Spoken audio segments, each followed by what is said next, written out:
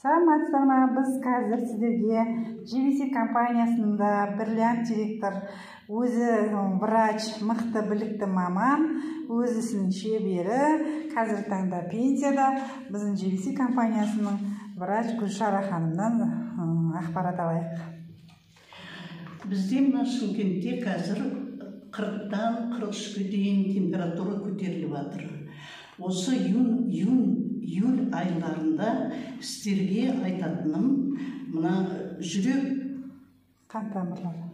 жүрек тамырларының бальзамын ішкендеріңіз жөн. Неге десең, осы ыстық мезгілде қан қоюланады, адамның жүрісі баяуланады. Неге десеңіз, энергиясы азаяды ыстықтан, су адам организміне көп бөлінеді. Сондықтан соны бір қалыпты келтіру үшін сумен қатар бальзамды 2 мезгіл ішкендеріңіз жөн. Оны қалай ішуге болады? Бір шай қасығымен 2 мезгіл азанда және кешкі сағат 8-де. 2 мезгіл? Азанда 2 мезгіл? Азанда 1 мезгіл и кешкі сағат 8-де ішкендеріңіз жөн. Неге десеңіз, бұл бальзам, мен өзім де мысалы осы бальзамды өте жақсы көремін. Неге десеңіз, бұл жүрек ауруларына, қан тамырларының ауруларына, оған варикоз кіреді, инсульт кіреді, давление көтеріледі. Соның барлығына осы бальзамның әсері өте мықты. Бұл бальзамды мен өзім пациенттеріме 3 адамға бергенмін.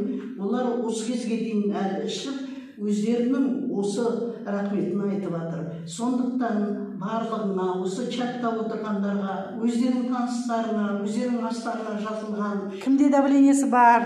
Ішінде давлениесі бар, инсульты бар, бұрын жаңағы стентирование өткен ауруларға, варикозы бар, тромбофлебиті бар, сондай аурулардың барлығына және ми ауруларына да осы бальзамды августтың ортасына дейін ішкендеріңіз жөн.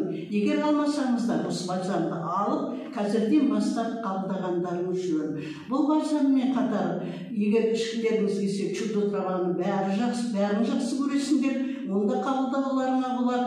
Бірақ адам иммунитетін көтеру үшін, бұл ыстықта адамның иммунитеті төмендейді.